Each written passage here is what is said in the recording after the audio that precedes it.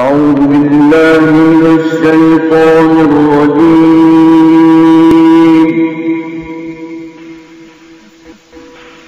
بسم الله الرحمن الرحيم. أعوذ بالله من الشيطان الرجيم. بسم الله الرحمن الرحيم.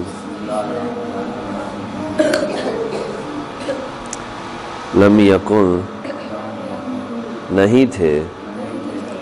الذین کفروا جن لوگوں نے کفر کیا من اہل الکتاب اہل کتاب میں سے والمشرکین اور مشرک لوگ منفقین باز آنے والے حتیٰ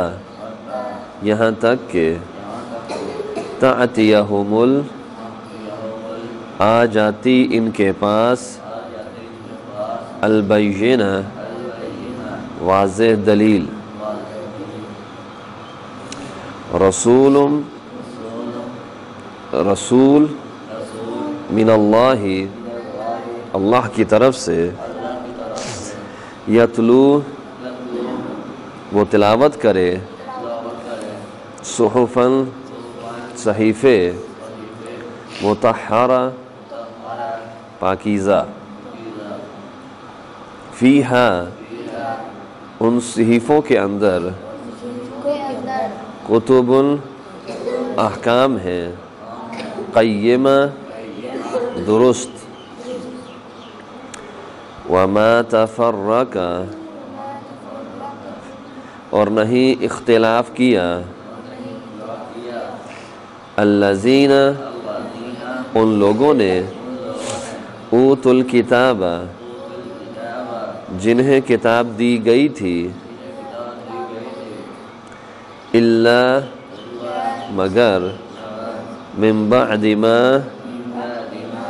بعد اس کے جب جاءتہم البینہ آ گئی ان کے پاس دلیل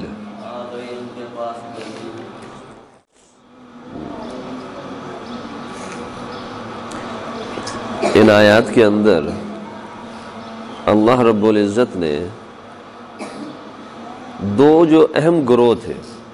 نبی علیہ السلام کے دور کے اندر، ایک اہل کتاب کا گروہ اور ایک مشرکین کا گروہ۔ مکہ کے اندر مشرکین سے واسطہ تھا اور مدینہ جا کر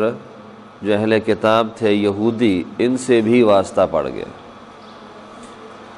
اور یہ دونوں ہی جو گروہ تھے یہ نبی علیہ السلام کے اور مسلمانوں کے، یہ یوں کہہ لیں کہ اسلام کے بڑے سخت مخالف اور دشمن تھے یہ، کیونکہ نبی علیہ السلام ہی دین لے کر آئے تھے، تو جو نبی کا مخالف گویا کہ وہ اسلام کا مخالف ہے، تو یہ اسلام کے مخالف تھے، اسلام کے دشمن تھے، اور ان کی یہ روش چل رہی تھی۔ اور آپ کے آنے سے پہلے بھی جو ان کے معاملات تھے شرک اور کفر میں یہ مبتلا تھے، اسی وجہ سے رب نے ان اہل کتاب کو بھی کافر کہا، کافر۔ مشرکوں کو تو کہا ہی کافر کہ بھئی یہ بتوں کی پوجا کرتے تھے، لیکن اہل کتاب جو یہودی تھے جن کو رب ذوالجلال نے تورات عطا کی ہوئی تھی اور عیسائیوں کو رب ذوالجلال نے انجیل عطا کی ہوئی تھی، انہیں بھی رب ذوالجلال نے یہاں آیت میں کافر کہا ہے۔ الذین کفروا من اہل الکتاب، وہ لوگ جنہوں نے کفر کیا ہے اہل کتاب میں سے۔ اور انہوں نے کفر کیسے کیا؟ یہودیوں نے عزیر ابن اللہ بنا لیا، عزیر علیہ السلام کو اللہ کا بیٹا بنا لیا، اور عیسائیوں نے عیسیٰ علیہ السلام کو اللہ کا بیٹا بنا لیا۔ تو اس حوالے سے دونوں نے کفر کیا کہ رب کا بیٹا مقرر کر دیا، رب کا بیٹا بنا دیا، حالانکہ رب ذوالجلال جو ہے وہ اکیلا ہے، وہ اکیلا ہے، اس کا کوئی برابری کرنے والا نہیں، اس کی کوئی اولاد نہیں ہے، لیکن ان لوگوں نے رب کی اولاد بنا لی، تو جس بنا پر رب نے انہیں کافر کہا اور کہا کہ یہ لم یکن الذین کفروا، نہیں تھے یہ لوگ جنہوں نے کفر کیا اہل کتاب میں سے، یعنی یہ یہودی اور عیسائی اور دوسرا گروہ مشرکین کا، یہ اپنی اس مشرکانہ روش سے باز نہیں آنے والے تھے،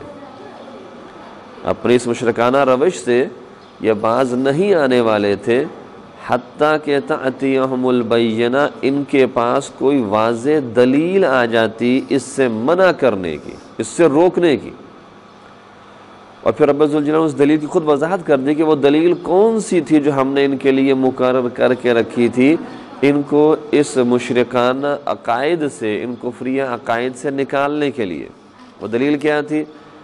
رب نے کہا رسول من اللہ، وہ دلیل ایک رسول کی صورت میں تھی اللہ کی طرف سے، وہ دلیل ایک رسول کی صورت میں تھی اللہ کی طرف سے کہ جو رسول اب آ جائے، اللہ اس کو بھیجے اور وہ رسول یتلو تلاوت کر کر کے سنائے، انہیں پڑھ پڑھ کے سنائے، صحف مطہرہ، پاکیزہ صحیفے، پاکیزہ کلام انہیں پڑھ پڑھ کے سنائے، اور کلام جس کے اندر وعلیکم السلام کوئی نقص نہیں ہے، کوئی عیب نہیں ہے،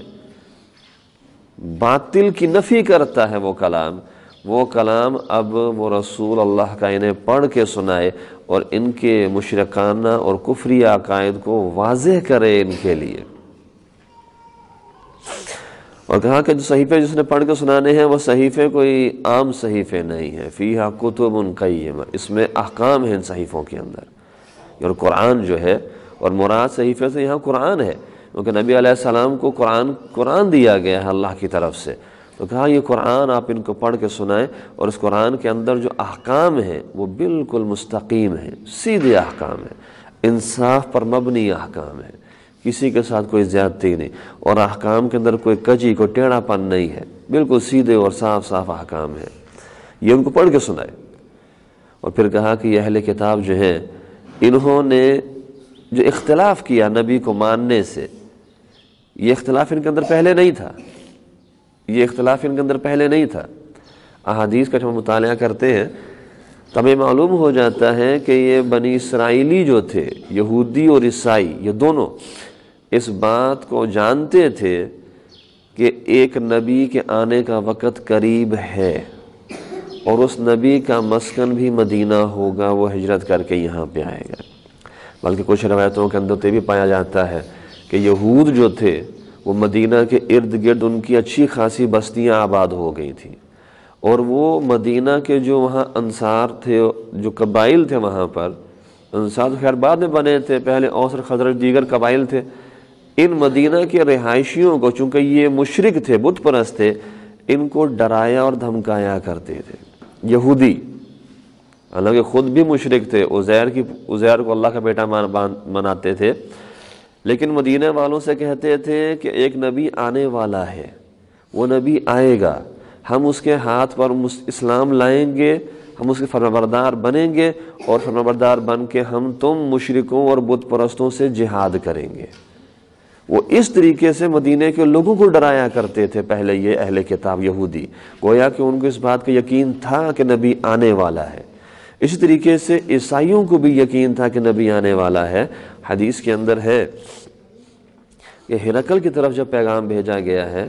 نبی علیہ السلام نے دعوتی خط بھیجا اسلام قبول کرنے کے لیے، تو اس نے بھی وہاں پر یہی گواہی دی کہ ہمیں معلوم تھا کہ نبی آنے والا ہے، لیکن ہمیں یہ معلوم نہیں تھا کہ وہ تم عربوں کے اندر آنے والا ہے۔ تو وہ دونوں اس بات کو تیار بیٹھے تھے، لیکن پھر رب نے کہا کہ وما تفرق، یہ اختلاف ڈالا انہوں نے، پہلے تسلیم کرتے تھے کہ نبی آنے والا ہے، پہلے بالکل تیار بیٹھے کہ نبی آئے گا، ہم اس کے ہاتھ پر مسلمان ہو جائیں گے۔